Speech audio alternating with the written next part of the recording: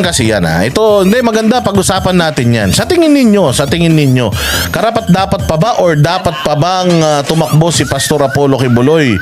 Kasi ito wala hindi alam ko hindi naman politika si pastor siya. Oo eh. So, bakit ba na-involve si Pastor Apollo Kibuloy sa sa politika? Bakit ba? Bakit ba? Sige nga, baka meron lang nakakaalam sa inyo.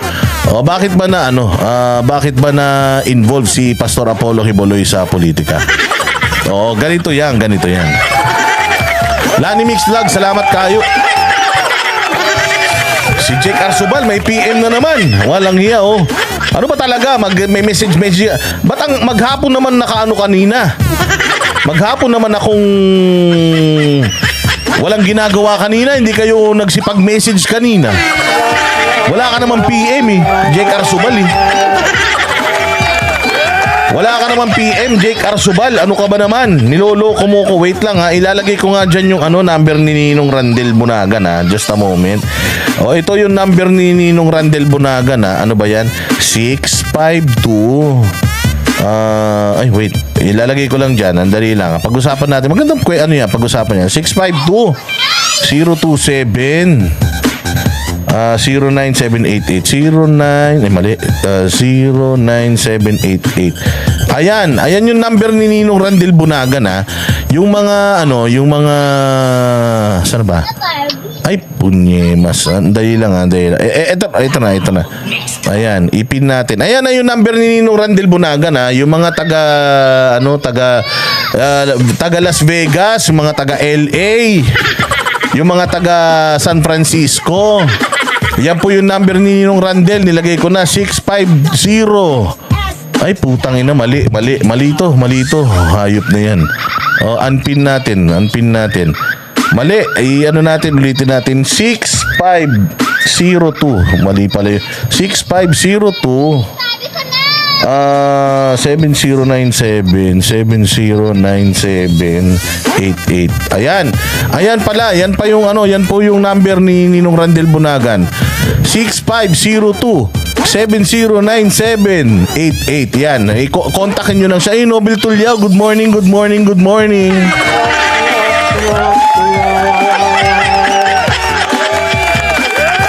Ayan.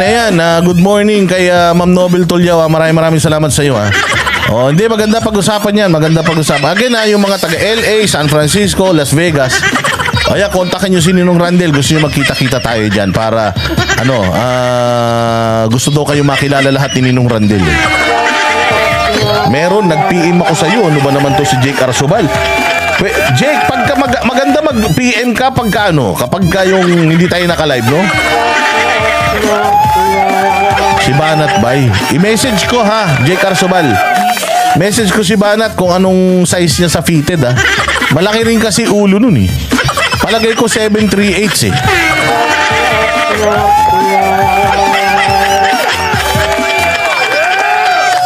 palagay ko 738 yung niya yung. Yan na, nag-reply na ako. Joke lang yun, Jake Arzobal. Ikaw naman. Masyado ka naman matampuhin.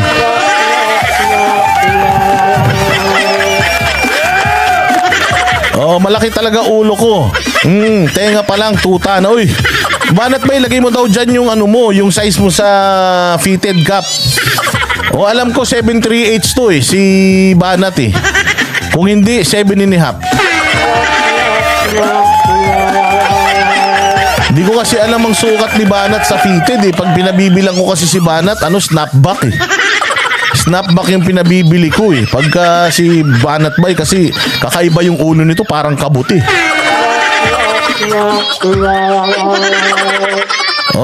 Pero ayan, para ayun na nga. So ano sa tingin ninyo? Dapat bang tumakbo ni Pastor Kibuloy sa politika? Ilagay nyo dyan 1 pagka oo, 2 pagka hindi. At bakit?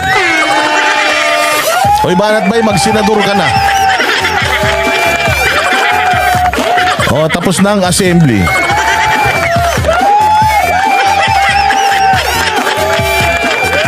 So 1 is oo ha, 2 hindi. 1 oo, 2 hindi.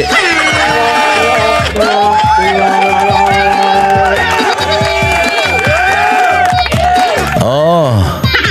Pinupulikat ng ano yan? Pinupulikat nga pag naano ang ulo ko. Grabe ha. Grabe yan ha, Banat Bay ha. Pinupulikat, baka wala ng potassium yan ha. Walang hiya talaga naman si Banat Bay ha. Lumalandi ka ha.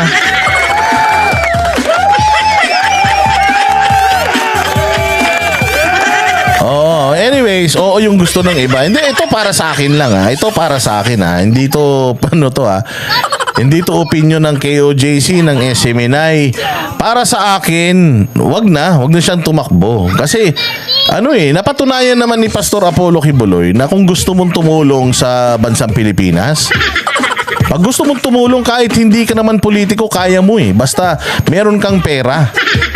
Basta meron kang pera, pwede kang tumulong sa Pilipinas. Basta meron kang pera tas hindi ka ganid, pwede kang tumulong sa Pilipinas.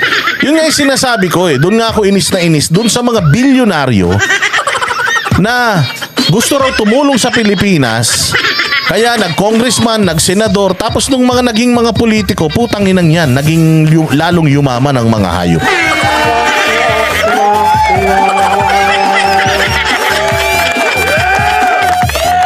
So para sa akin mas okay na wag na kasi nakatulong naman na siya ng malaki. Ang laki ng naitulong ni Pastor Apollo Kibuloy sa gobyerno ni PRD. Napakalaki ng naitulong niya sa pagsawata sa mga insurhensya at kriminalidad, lalong-lalo na sa Davao.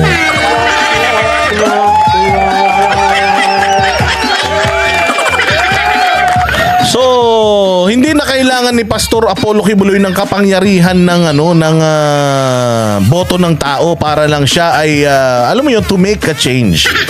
Kasi kahit ikaw bilang isang Pilipino, you can make a change even without being voted by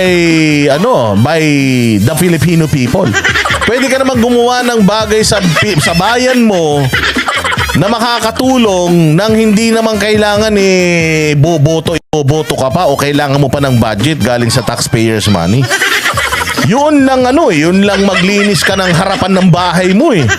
Yun lang hindi ka magtapon ng mga plastic sa imburnal eh. Yun lang properly mag-segregate ka ng mga basura eh. Yun lang hindi ka maglagay sa mga putangin ng mga kurakot na mga traffic enforcer eh. Yun lang hindi ka mag-beating the red light. Oo, gumawa ka lang ng maayos, sumunod ka lang sa batas, nakatulong ka na sa bayan mo.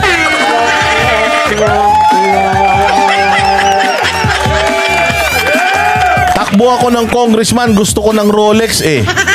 Ayun na nga, Banat Bay eh. Bernie Sigris, salamat kayo. Yun na nga, Banat Bay. Putragis yan. Ganito ginagawa kasi ng mga politiko sa Pilipinas eh. Mahihirap sila, naka-tricycle lang. Tricycle lang, commute lang, tulong-tulong kunyari. Tapos sumikat, gustong maging politiko. Katulad niyan si Rosmar. O tumatakbo yan ng konsihal yata kung saan man lupalop ng mundo. O kita nyo na, persona non grata nga yan sa Palawan dahil bastos ang ugali eh. O ngayon, gustong tumulong-tulong, madami naman daw siyang pera, nakakatulong naman daw siya. So pag naging politiko siya, mas makakatulong daw siya. Ulul!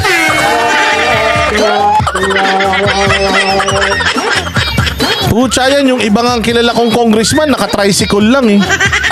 Mukhang taong grasaw eh. Noong naging congressman, puta yan, yumaman eh.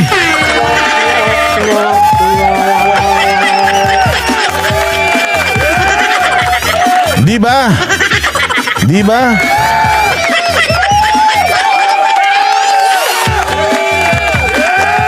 Pero boss, iba pa rin ang tulad ni Pastor ang nasa gobyerno or kaya si Pastor, tangina. Sa tingin mo, pagkatapos ng ginawa ng mga nasa gobyerno kay Pastor Kibuloy, may motivation pa siya na baguhin ang gobyerno natin? Sa laki nung naitulong ni Pastor Apollo Kibuloy sa Pilipinas, putang ina, ito pa ang ginanti sa kanya. Sa tingin mo, magpupolitiko pa yan? And besides,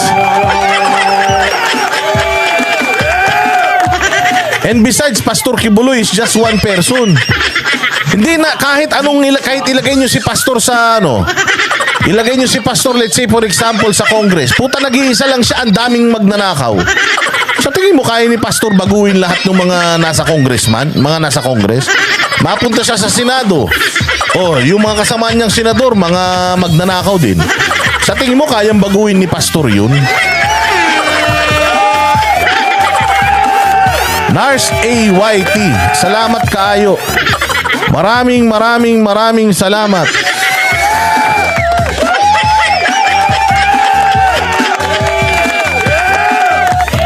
Hindi ba? So he's just one person. How can one person change the whole landscape of this fucking is fracking motherfucking politics?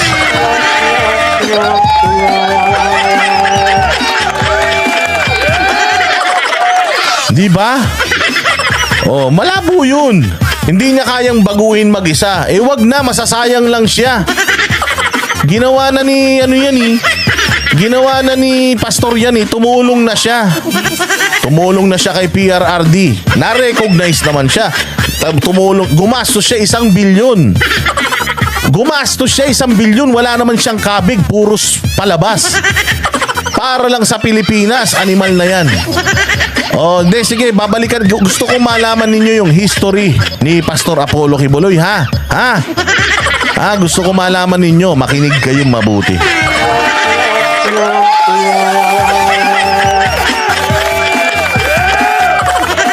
Oh, makinig kayong mabuti, ha?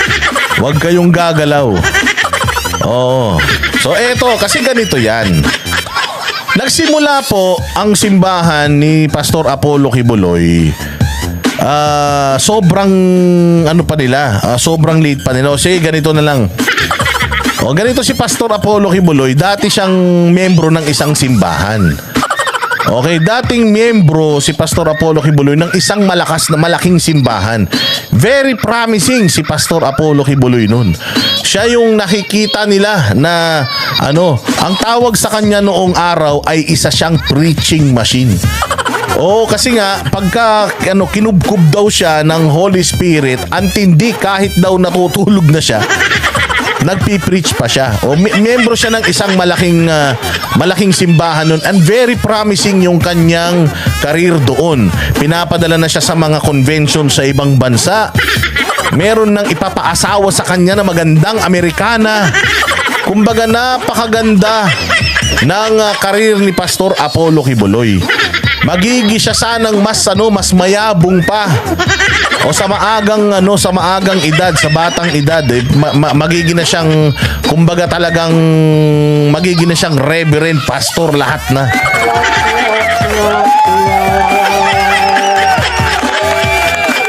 Okay, kaya nga doon mo pa lang sasabihin ko nga sa inyo, doon pa lang yung yung sinasabi nila kay pastor na yung mga kabastusan na sinasabi nila na yung mga rape pucha.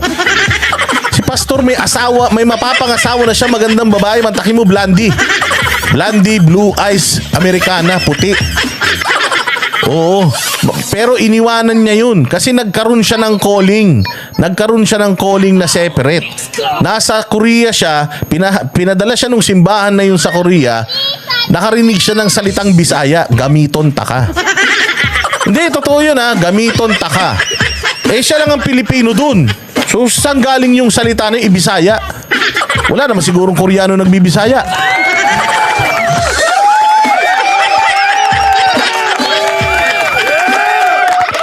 Oh, so sabi niya, hindi mo pa ba ako ginagamit? I mean, nandito na ako, hindi mo pa ba ako ginagamit? So to cut the story short, iniwanan niya yung napaka-promising na karir niya dito sa simbahan na to at pumunta siya sa bundok. Pumunta siya sa bundok ng 1 taon doon sa Kitbog. Animal yan. Alam niyo ba yung Kitbog noon? Pucha, walang batas. Oh, walang batas. Nagpapatayan mga tao doon. Sobrang daw yun. Sobrang remote daw nung lugar na yun. Sobrang liblib daw nung lugar na yun. Pagka naglabas ka daw ng toothpaste, pucha, kakainin ng mga tao. As in, mga taga-bundok talaga, mga ignorante talaga yung mga tao doon. Doon siya unang nag-focus sa kanyang mga calling. Sa kanyang mga dream revelations, doon siya natutulog, doon siya kinakausap ng Panginoon sa kanyang mga panaginip. Doon nabubuo yung mga visions niya, yung mga pangarap, mga pangako, mga gustong mangyari ng Panginoon sa kanya. Doon niya na sinimulan. Isang buong taon siya doon. Okay, after 1 year niya doon, mga bossing, pumunta na siya sa Tamayong. 5 taon naman siya doon sa Tamayong. Bundok din yun. Siya na lang ang nagpaganda ngayon ng Tamayong. Oy, Emma De Castro, wag na ma-stress. May stress lang siya sa mga makakasama niya. Totoo.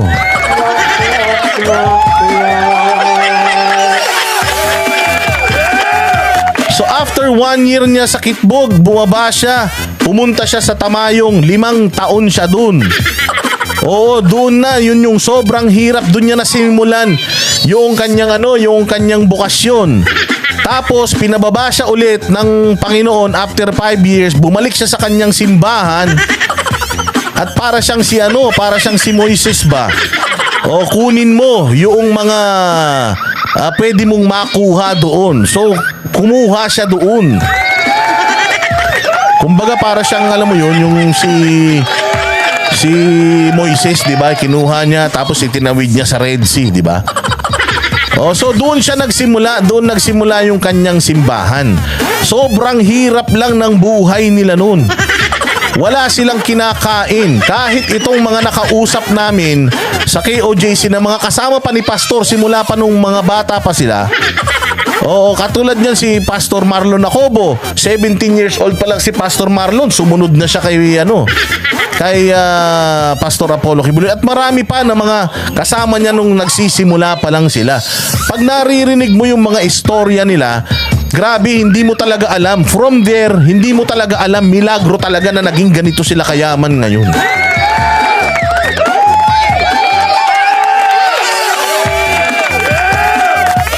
Hindi ba? So, sino-shortcut ko na lang kasi mahaba yan eh. Napakahaba niyan. Napakagandang istorya talaga niyan. Maniwala kayo. Sa pag narinig nyo talaga yung buong istorya, lahat ng agam-agam nyo tungkol sa KOJC at kay Pastor, mawawala lahat yan. So eto na. Sobrang hirap ng buhay nila. Kinakain nila kamote. Kamote lang daw kinakain nila sa umaga, saging sa tanghali. Pagdating daw ng gabi, hindi na sila kakain. Fasting na daw sila noon. Magdadasal na lang sila. Yun na lang ang gagawin nila. Dasal magdamag, kain ng kamote sa umaga, saging sa gabi, ay ng hapon, tapos sa gabi, di na sila kakain. Ganon kahirap ang buhay na inabot ni Pastor Apollo Kibuloy. Para makapag-misyon siya sa iba-ibang lugar. Kasi ang sabi ng Panginoon sa kanya, lalaki ka eh. Ikaw ang magiging tagapagligtas eh. So ganun ang So nagsimula sila sa wala, as in wala. Sila nga yung nga nila eh. Ang lagi nga nilang sinasabi is make something out of nothing. Gumawa ka ng isang bagay galing sa wala. Mag-achieve ka ng isang bagay galing sa wala. Mag-raise ka ng funds galing sa wala.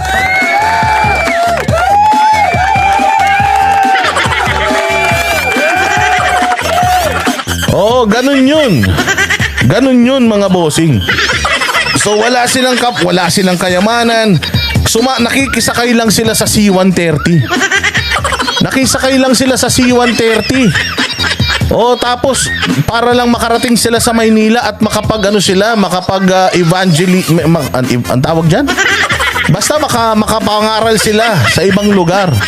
So nagtitinda sila ng mga puto sa Davao. Nagtitinda sila ng mga puto sa Davao, ng mga suman, kung ano-ano para lang makapag-raise sila ng funds. Para maipatayo nila yung mga gusto nilang ipatayo. Ayan na nga, nabili na nila yung property na yan sa diyan sa Buhangin. Pero before that, si Pastor Kibuloy, para lang makapunta sa wala silang pambili ng ticket sa eroplano. So nagpunta siya sa Maynila. Kasama niya yung kanyang mga kasamahan. Sumakay pa sila sa eroplano sa C-130 na may mga patay. Tapos kinakawawa pa si pastor kasi nga yung stub daw ni pastor expired na. So lagi daw siyang kinakawawa nung mga nung mga sundalo kasi kung saan-saan daw silang lumalapag bago sila makarating ng Villamor Air Base. So nagsimula hindi ko alam kung ano, nakalimutan ko kung anong tawag dun eh. Basta nagsimula sila diyan sa Anonas. Tapos nag-fellowship na sila. Doon padami na sila, sa garahe lang sila nagsimula. Tapos marami nang sumasali sa kanila, palaki sila ng palaki. Sabi ni Pastor Kibuloy, balang araw, makakapag-misa tayo dyan sa Araneta Coliseum. Pinagtatawanan din daw siya ng mga kasama niya. Wala nga tayo makain eh. Makakapag-pamisa tayo dyan. True enough, hindi na kinaya ng Araneta. Ganun sila biglang naging sobrang laki.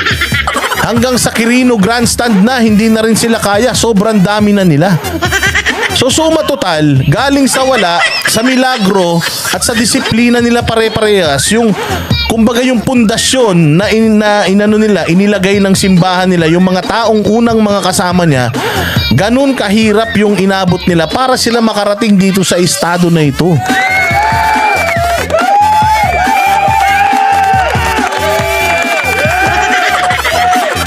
Di ba? Oh, ganun yun mga bossing. So, suma total, to cut the story short, lumaki, lumago ng lumago, hanggang sa ibang bansa, nagkaroon si Pastor Kibuloy.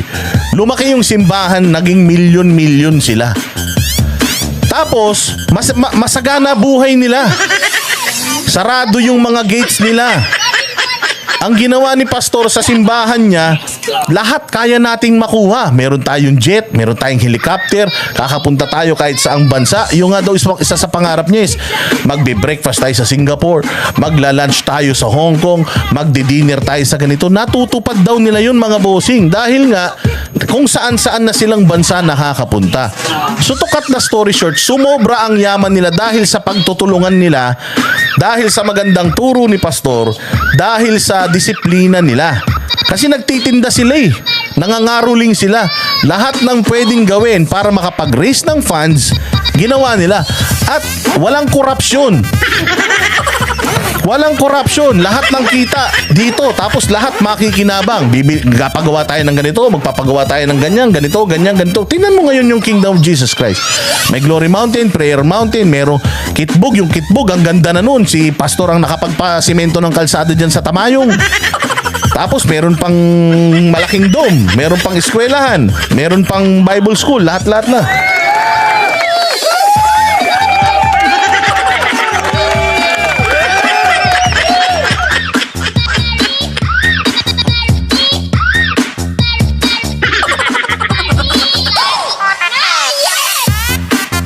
Ayun, sa inubo na ako kakapaliwanag ah. So yun ang naging maganda po yung Kingdom of Jesus Christ, naging maganda po sila. Nilagyan nila ng gate, nilagyan nila ng bakod yung kanilang compound. Kahit gaano ka tarantado yung mga tao sa labas, wala silang pake. Kahit gaano ka kurakong yung mga tao sa labas, wala silang pake. Kahit gaano kahirap yung mga tao sa labas, wala silang pake. Kahit walang makain yung mga tao sa labas, wala silang pake. Bakit? Putya ang yaman-yaman nila. Lahat kaya nilang bilhin, lahat kaya nilang kainin, lahat kaya nilang makuha dahil meron silang disiplina. Kasi zero corruption at saka magaling ang utak ni Pastor. Anong nangyari sa KOJC? Isang araw, syempre, tinutulig sana ganun kasi ang isang puno, pag maraming bunga, binabato yan. So marami na ngayon na mga ibang relihiyon at ibang mga tao ang bumabatikos sa kanya. Ayan, dyan na yung media na, nagpapayaman lang to. Samantalang yung mga alagad niya, nagtitinda siya, sarap-sarap ng buhay niya, may jet siya. Putang ina niyan. Bakit yung eroplano niya, siya lang nakakasakay dun? Lahat naman nakakasakay dun. Bakit yung helicopter, siya lang ang nakakasakay dun? Lahat naman nakakasakay dun eh. So dahil sa inggit ng mga punyetang mga Pilipino, ang daming mga sinisilip sa kanya. na kesyo ganito siya, kasi ang yaman-yaman na nila eh.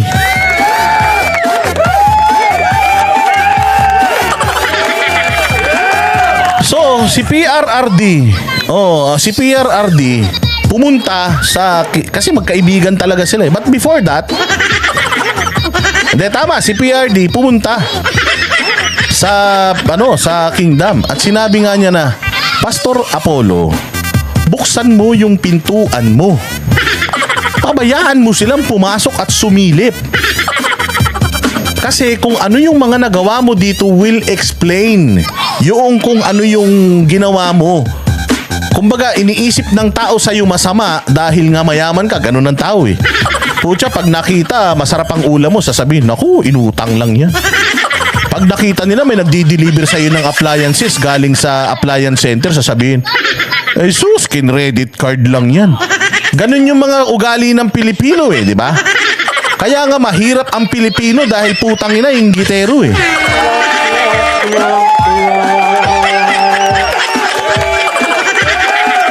Kaya ngayon, mga bossing, binuksan nila yung kanilang pinto. Parang pumasok yung tao at makita. Ito yung ganito sa amin. Ganito yung ginagawa namin. Hindi kami kulto. Meron nga kaming mga libro, ISO certified. Kung ano-ano pa. Para lang, kumbaga, hindi ka kasi nila kilala, pastor. Kaya magpakilala sa kanila. Lumabas ka, buksan mo yung pinto, papasukin mo sila nang malaman nila. Ganyan ang ginawa nila sa amin eh. Diba, hindi namin siya kilala. Anong ginasabi namin bago namin sila makilala? Sos, ganito yan. Sos, ganito yan. So, diba? Anong ginawa ni pastor? Punta kayo rito. Pagpasok namin doon, nga kami. Puta, hiyang-hiya kami sa sarili namin. Kasi kami mismo, nahanap namin yung mga sagot sa mga katanungan at pangbabash namin. Nalaman namin na mali kami.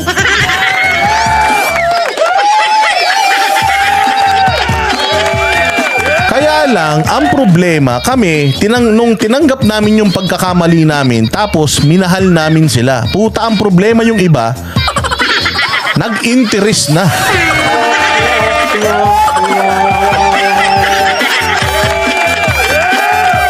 Matapos makita yung loob, putya, lalong nainggit, lalong nanira. Okay ito yun So katulad ng sinasabi ko sa inyo, ang Kingdom of Jesus Christ, nakasara yan noon. Wala makapasok, sila lang. Wala silang pake kahit na sabihin mo kulto ako. Wala kaming kapake kahit na sabihin mo ganito kami. Putay na, mas masarap ang kinakain namin sa inyo. Mas maganda ang turo sa amin dito. Mas masarap ang buhay namin dito. Kung nagtitindaman kami, anong pake mo? Wala silang pake, hindi sila apektado. Diba? Hindi sila apektado. Until nahiya si Pastor Apollo Kibuloy. Nahiya siya. Paano? Sa papaanong paraan siya nahiya? Ang ganda-ganda ng buhay nila. Tapos paglabas nila ng bakuran nila, ang hirap-hirap ng Pilipinas. First world country sila kasi parang nga silang, kaya nga sila tinawag na bansang kaharian. Kasi para silang isang maliit na bansa na ang tawag dito naging maunlad dahil sa pagtutulungan ng isa. Dahil magaling si pastor, gumawa siya ng mga negosyo. Para hindi lang yung kanilang yung fundraising nila sa mga kalsada, yung pagkakaroling nila, pagtitinda. Alice Miel, salamat kayo.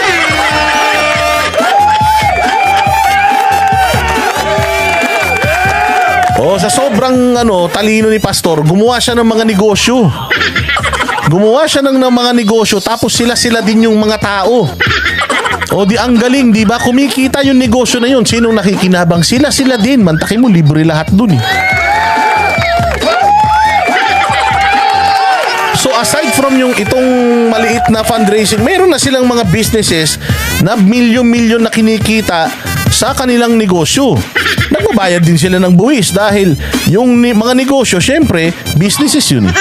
Kailangan mo magbayad ng buwis. So nagbabayad, nakakatulong sila sa Pilipinas dahil nakatayo sila ng mga businesses at nagbabayad ng buwis. So eto na. Sabi ni Pastor, ang yaman-yaman natin. Ang ganda-ganda ng ating garden, ganda ng mga natin. Paglabas mo, nakakaawa yung mga Pilipino. Nakakaawa yung mga Pilipino. Sabi lalong-lalo na nung nakita daw niya yung airport, ang pangit ng airport. Sabi niya ang pangit ng airport. Ang ganda-ganda ng Kingdom of Jesus Christ. Tapos pagtingin mo yung airport, katabi lang, kapitbahay lang, ang pangit. So ang ginawa ni Pastor, pinaganda niya yung airport. Pinaayos niya, pinalinis niya yung mga CR, pinaganda niya. Yung landscaping, pinaganda niya. Yung airport road, nilagyan niya ng mga halaman. Ganun ang ginawa ni Pastor. Kumbaga, milyon-milyon ang ginastos ni Pastor para ayusin yung airport. Humingi ba siya ng kapalit? Hindi. Gusto lang niya, walang masabi yung ibang tao na, or naawa lang siya na ang sarap ng buhay nila, tapos ang pangit-pangit ng kapaligiran nila. So ang ginawa ni ang ginawa ni Pastor, pinaganda niya yung mga kapaligiran. Inayos din niya, may isa pa siyang kampo na inayos. Tumulong na siya sa gobyerno. Kung ano yung maitutulong niya sa Davao, inoffer niya na yung kanyang tulong. May pera siya, meron siyang, may maganda siyang mga ideas. So eto na ngayon, may sumabog diyan sa may sumabog diyan sa Davao. Binuo ngayon yung Task Force Davao. Nung binuo yung Task Force Davao na yun, putya, wala silang pagkain, wala silang barracks, wala lahat. Si Pastor Kibuloy nag-provide sa mga sundalo nun. Bahay, pagkain, mga tubig, mga barracks, lahat yan si Pastor. Yun nga yung Silver Q. Salamat.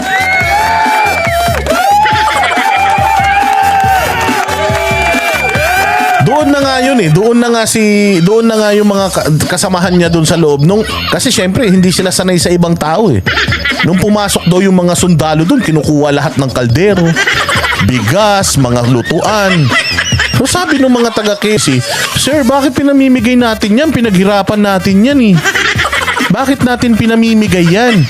Paano naman pag tayo yung nawala, naubusan, pag tayo na, ang hirap-hirap magtinda ng biskotso Ang hirap-hirap ng Tapos pamimigay lang natin." Alam mo, sabi ni Pastor sa kanila, kasi ganito yan. Yung mga sundalo na yan, inaalay nila yung buhay nila para makapamuhay tayo ng ganito. Kung hindi dahil sa pagsasakripisyo ng mga sundalo na yan, matagal na tayong pinasok ng mga rebelde. Kaya dapat, sabi ng Diyos, tumulong tayo at mas marami yung ibabalik sa atin. So ganun nangyari. Tinulungan nila. Kaya nga putragisto mga nagsasabing, nagtitinda ng mga biskotso, si Pastor lang nakikilabang, mga tanga.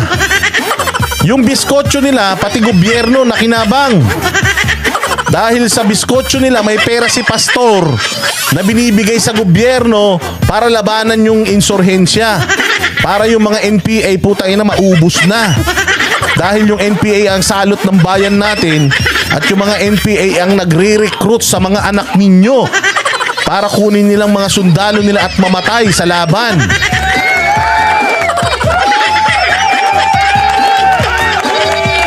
So mga kupal kayo na mga sumisita sa pagtitinda nila ng biskotso, may naitulong yung biskotso nila. Ang tanong, yung simbahan mo, may naitulong ba? Citadel, kudo, salamat kaayo. Salamat. Hindi, yun lang sinasabi ko, pinapaliwanag ko lang. Ang punto ko dito, kung hindi sila nakialam sa gobyerno, putang ina, mas mayaman sila ngayon. Kung hindi sana sila nagmagandang loob at tumulong dahil putya, ang daming tinutulungan yan. Pag may bagyo, tulong. Pag may nasunugan, tulong. Tulong sila ng tulong. Tinda sila ng tinda ng biskotso, tulong sila ng tulong. Tapos nagrereklamo kayo, mga putang ina nyo.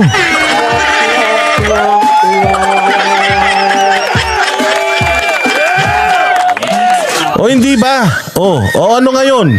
Sisitahin nyo pa yung pagtitinda nila ng biskotso. Gago, part nung pagtitinda nila ng biskotso napunta dyan sa laban sa insurhensya. 1 billion ang ginastos. At saka yung pagtitinda nila ng biskotso, putang ina, yun na nagpanalo kay Bongbong Marcos.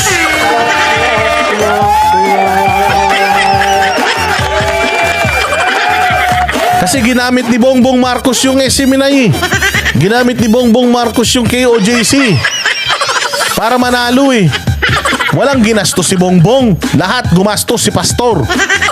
So ngayon, saan napunta yung biskotso? Nagagalit kayo, yung biskotso, si pastor lang nakikinabang, mga tanga. Pati Pilipinas nakinabang, pati si Bongbong, nanalo pa nga presidente eh.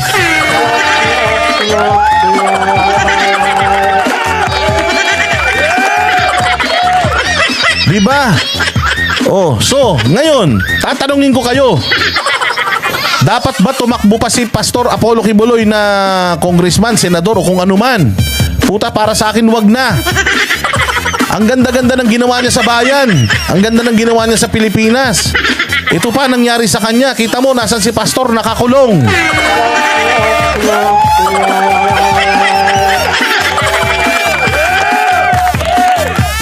Hindi ba? Nakita nyo ngayon. Anong masasabi nyo doon sa doon sa statement ng KOJC na hindi na sila magpa-participate sa mga rally? Anong masasabi nyo doon? Gusto ko lang marinig yung inyong opinion.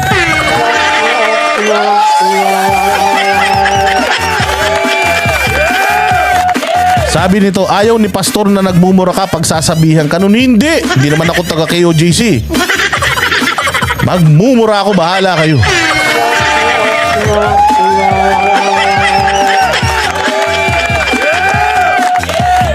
Ngayon, naiintindihan nyo na kung bakit ayaw ko nang siyang maging politiko. Anong sabi doon sa sulat ng SMNI? Ang sabi doon, magfo-focus na kami doon sa napabayaan namin na evangelism ba yun? Dahil lang basahin ko ulit. Di ako sure eh. Basahin ko ulit ha. Wait lang. Wait lang ha. SMNI. Hanapin ko lang yun. Hindi, hanapin ko na lang nga sa ano ko. Yung sulat nila, babasahin ko. Para mas maintindihan natin. Ayan. Notice of KOJC's non-participation in Maisog rallies. Due to the many constraints, the Kingdom of Jesus Christ is no longer able to participate in any Maisog rallies. KOJC Ministries, ano ba yan? Batanggalin ko na nga itong background music ko, ang ingay mo. KOJC Ministries work in evangelism, which was neglected for a while, is now KOJC's topmost priority and concern. Thank you for your kind understanding. May the Almighty Father bless us. So, ang sinasabi nila, dahil sa mga constraints, ano yung mga constraints na yun? Pucha, di ba, finreeze yung assets nila, hayop na yan. Siyempre, lahat yan, may expense yan, may gastos yan. Saan nila kukunin yung panggastos nila pagka sumali-sali pa sila sa rally? Wala na eh. Pati nga Children's Joy Foundation, mantakin mo ha. Gusto ni Pastor magpa-aral 3 milyong bata. Nagsara pa yung Children's Joy Foundation. Dahil sa kahayupang politika, putang ina niyan. Kung hindi sana sumali si Pastor sa politika, di sana ang dami niya pang napapaaral, napapakain. Putragis yan. Dahil sa hayop na politika na yan, nangarap si Pastor eh. Nangarap siya eh. Ang ganda na ng KOJC. Kumbaga, yung recipe, nakuha niya na iluto eh. Yung solution, nakuha niya na kung paano palalaguin yung ministry niya eh. Yung simbahan niya eh. So sabi niya, tutulong naman ako. Mayaman tayo eh. Aanhin natin yung pera. Yun nga ang maganda sa KOJC. Tinanggal nila yung yung last. Yung material na bagay, yung pera, bali wala sa kanila yun. Wala sa kanila yun kasi yun ang turo daw ng yun daw ang turo ni Pastor Kibuloy. Kailangan tanggalin mo sa isip mo yung value ng isang bagay dahil yan yung demonyo eh. Yan yung demonyo.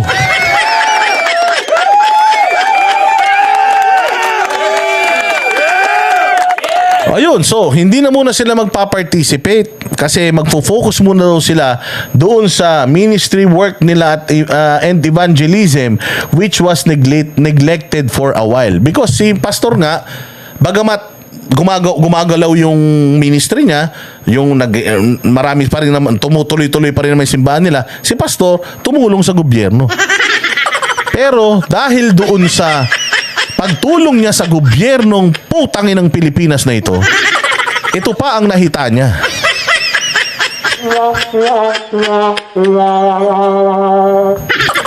Sa lahat ng ginawa niya, ito pa ang ginanti sa kanya. So, doon tayo ngayon nagkakaroon ng problema.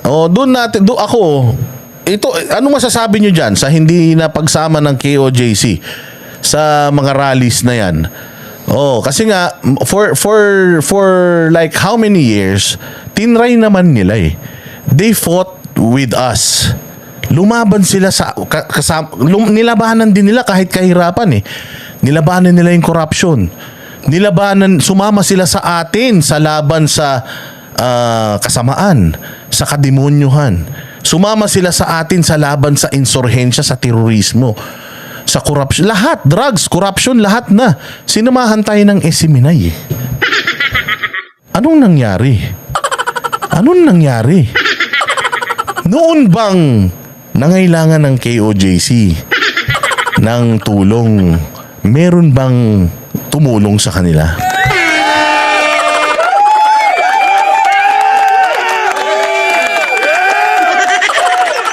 Yun lang, tanong lang yun. Nagtanong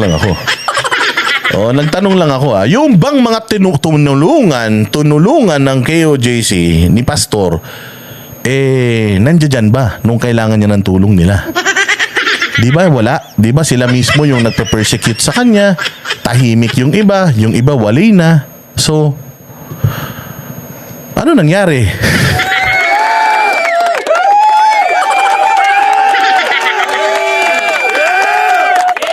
So, yun ang problema. So, this time, siguro, wala naman na tayong masasabi sa KOJC, no?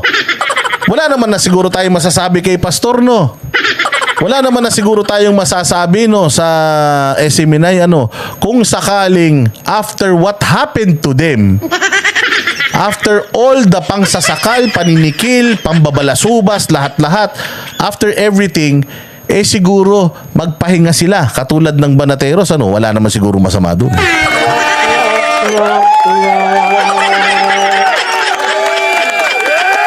Wala na siguro kayong masasabi naman kasi maraming mga nagme-message sa akin, bakit nag-pull out na ang KOJC? Bakit ang KOJC ganito na? Hindi na ba sila lalaban dahil lang ba nahuli si Pastor, hindi lalaban? Tanginan nyo. Kayo kaya, ikulong ko yung tatay nyo. Ikulong ko kaya yung tatay nyo? Okay lang sa inyo?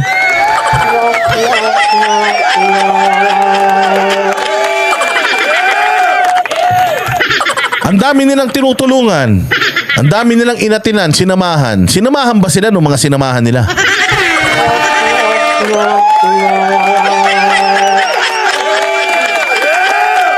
May mas malaki po sila at pinaka-importanting laban na kinakaharap ngayon, which is yung kay Pastor Apollo Kibuloy, yung mga kaso niya dito sa Pilipinas. Yan yung pinakamalaking laban nila.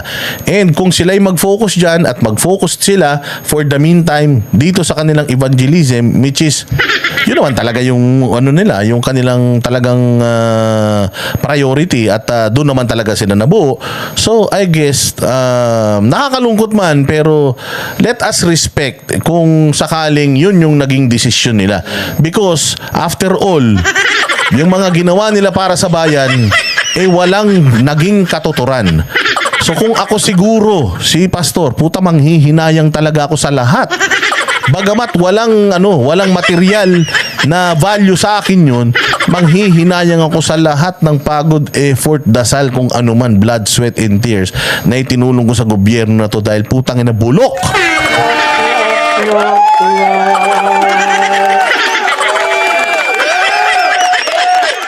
So nakakadismaya lang din yung mga nangyayari talaga. And I guess siguro they have done their part, they fought, natalo sila.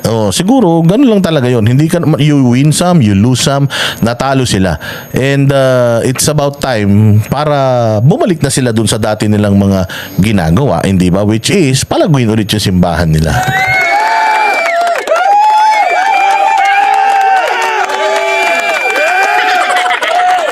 Ito, sagutin natin. Demetrio, Boss Dada, ngayon pa sila susuko at iiwan nila ang laban ng bayan. Paano naman ang mga taong nakipaglaban para sa kanila din na nagtiis sa gabi? Nagtiis sa nagtiis sa at ulan at araw sa liwasang Bonifacio. So sinusumbat mo? Sinusumbat mo na nagtiis ka, putang ina, anong loss mo? Esmeralda Basay, salamat kaayo. Demetrio, anong nawala sa'yo? Pamasahe? Magkano yan? Balik ko sa'yo. Ano, na sunburn ka? Halika, paturukan kitang gluta.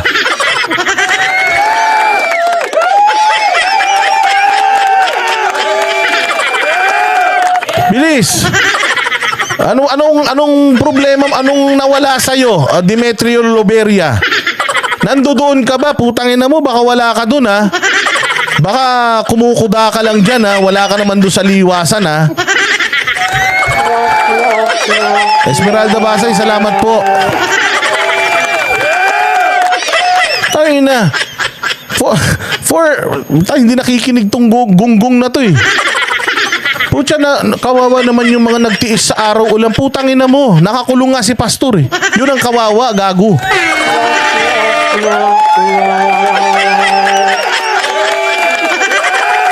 Tarantado din ang putang ina eh, no? Ngayon pa ba sila susuko? Gago.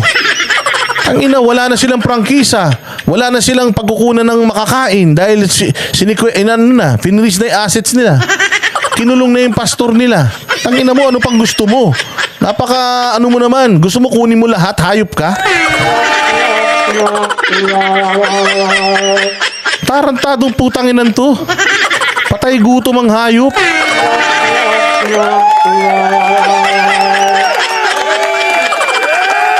Gago din, no? Ano na naman sasabihin nyo? Binayaran sila ng Marcos. Binayaran sila ni Lisa. Ganun na naman. Ina talaga mga tanga talaga eh.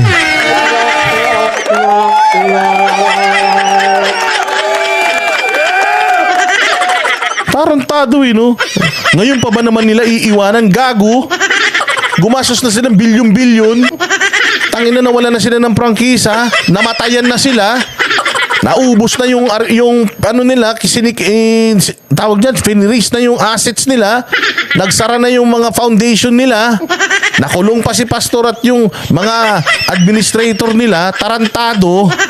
Tangina mo, sarili mo pang iisipin mo. Naulanan ka lang tsaka naarawang kang hayop ka.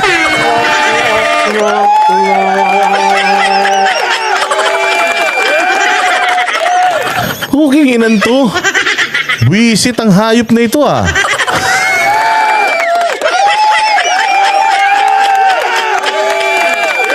Inan to. O eto naman, putang ina, ito pa isa chismoso. Baka yung kapalit wag sumali sa maisog tapos hindi ibibigay sa US. Okay na yan. Gago. Isa ka pa. Putang ina, kanood ka nanood ng pelikula kasi, Jin.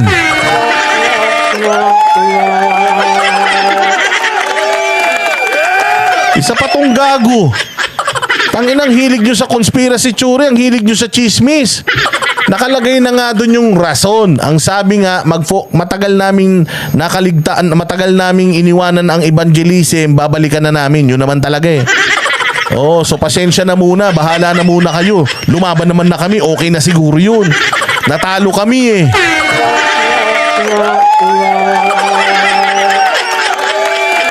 Sabi ni Ray, may karma yan. Pag mumura mo, putangin na wala kang pakialam. Karma ko to, hindi mo dapat problemahin yun. Sabi nito, posible naman yung gago. Jin, mabuti pa, makisimpatya ka na lang kaysa gumawa ka ng istorya. Putangin na mo, tanga ka naman. Posible naman yung, posible nga yun. Pero ba't mo iisipin yun? Ibig sabihin, tarantado ka. Emma Di Castro, mas mabuti back to their spiritual work. Oo, balikan lang muna nila.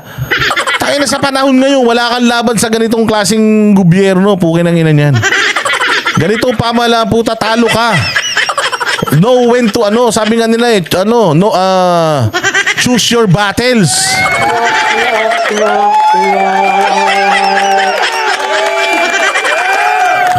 Gago, no? Oo, kayo talaga, Kala nyo kayo, masyado kayong mga bida-bida. Siguro, nabayaran na sila ni Lisa Marcos. Kaya sila huminto. Siguro. Yung Amerika. Tang inan tong mga to. Sinabi na nga eh. Nakakulong na. Ano pang gusto nyong mangyari?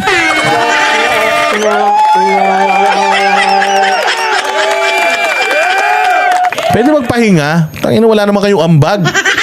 Magpapahinga lang yung tao. Ayaw nyo.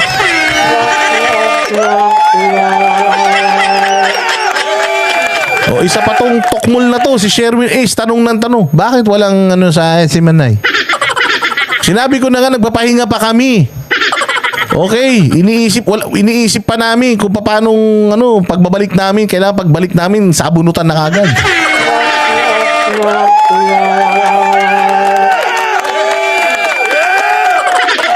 Tayo na, batian portion pa lang to, sa oras na. O, hindi ba? O. Hindi, so yun lang yung sinasabi ko, ha? Mga kupal.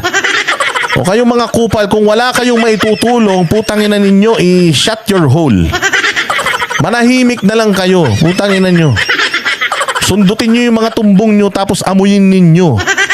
Yun ang gawin ninyo kaysa gumagawa kayo ng mga chismis, mga tarantado kayo.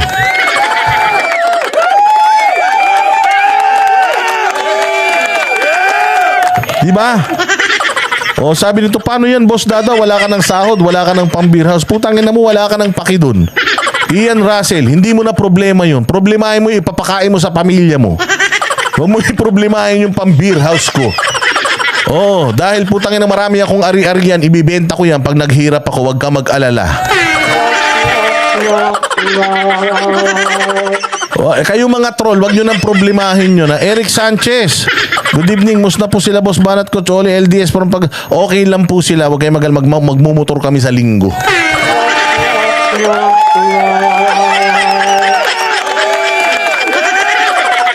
Mga luko-luko. Oh, walang iya itong mga to. Problema nila, wala na daw pasahod sa akin. Putangin na mo, ako'y sasahod, ikaw yung namumroblema. Oh, walang hiya ka, oh. Beer house, tangin na, lolo ka na ba? Wala nang beer house ngayon, gago.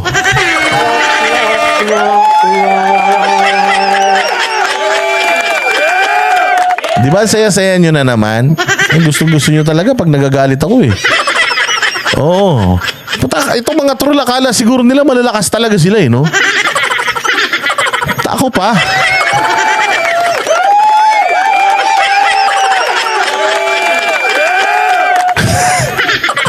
Gago din eh, no? Oh, pinoproblema nila yung problema ko eh. Problema ko na yun. Ina nyo. Problema nyo yung problema nyo. Baka mamaya wala pang pambaon sa Lunes yung mga anak nyo. YouTube na kayo ng YouTube, mga animal kayo.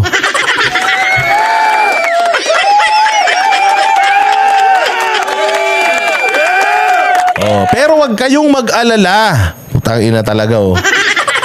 Oh, hindi ibig sabihin yan pipigilan ng KOJC yung mga miyembro nila na umatin sa maisog. Hindi yun ganun.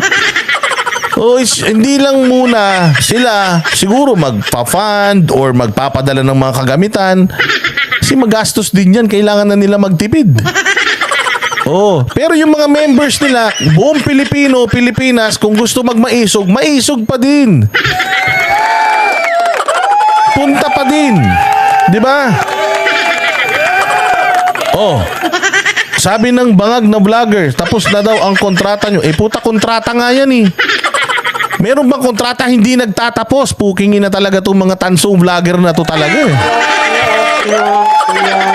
Mga bobo talaga eh. At kung sakali man magtapos na ang kontrata namin dun, ano naman sa kanila? Ba't mas apektado pa sila sa amin? Tangina itong mga to. Oh. Kung matapos, di ba sinabi ko naman sa inyo, may kontrata pa kami hanggang November. Kung matapos yung kontrata namin at hindi na kami i-renew, ganun talaga buhay. Ano magagawa natin? Putya, wala na nga silang... sa ayaw na nila, ano magagawa na natin?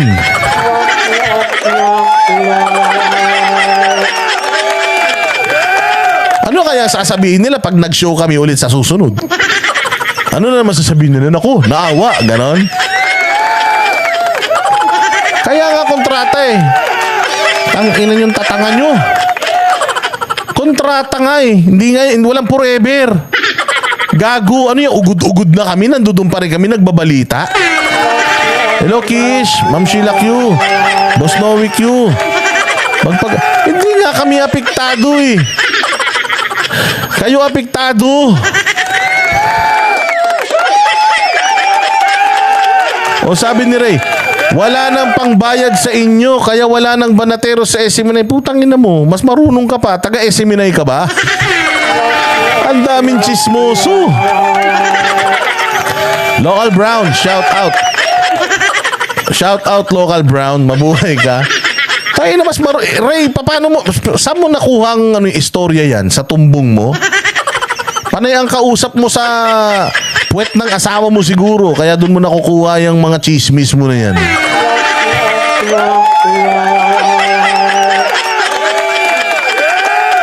Oh, hindi ba? Kayo talaga, oh. Sabi ni Jojo, yung marriage contract, ayun lang. Putangin na, matalino talaga tong best friend ko. Gago talaga. Pag yung mga ganyan, best friend, imi-message mo na lang sa akin, pinapahiya mo ko, ah.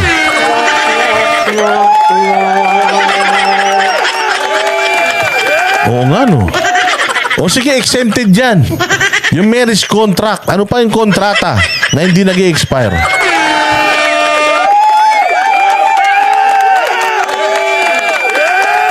Oh, walang hiya kayo. Oh, kaya hindi naman pwede, putang ina, nakabaston na ako para sa Diyos at Pilipinas natin mahal. Gumaganon pa ako. Balang araw matatapos din yan. So dapat, puta, kung kami nga hindi apektado, kayo mas apektado pa. Huwag kayong maagalala pagbalik namin, isa-shoutout ko kayo isa-isa.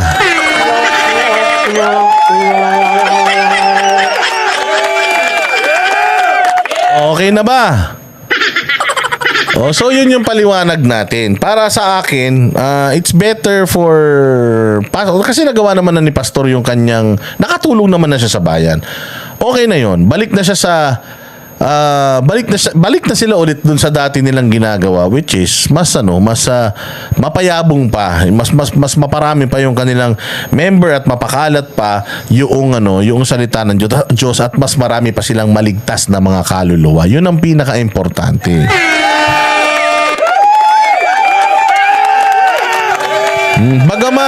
Bagamat Pastor Kibuloy can do a lot of things, pero pag sa politika, it's ang politika kasi numbers game yan. Strength in numbers yan. Kailangan marami kayo. So kailangan mo ng mga 700 na Pastor Kibuloy. O para maayos mo ang Pilipinas. Kasi kung siya lang mag-isa, dadalhin mo doon, kakawawain lang siya doon. Tinan mo yung isang pastor na nasa Congress, puta pa dila-dila pa.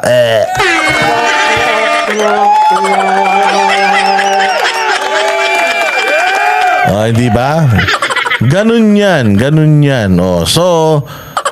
Kaya relax lang kayo. Baka next week, next 2 weeks, next month, makabalik na kami dyan. Ano kaya na naman ang sasabihin nila? Kalma lang. At kung sakali man hindi na, okay lang. Kaya kami may vlog eh. Di ba? O at least na-try natin. O di ba? At least, di ba?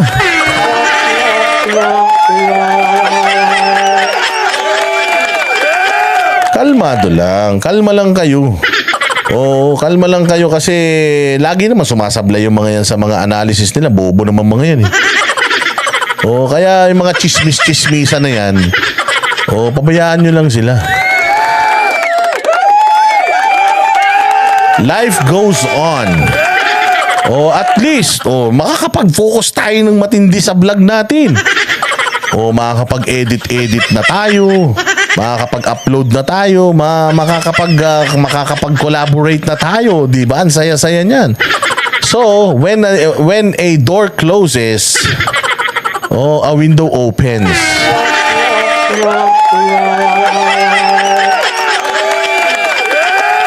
Di ba? Ika nga ni BP Sara, kaya na ni boss dito. Kayang-kaya na to. Wag kayo masyado. Kalma lang.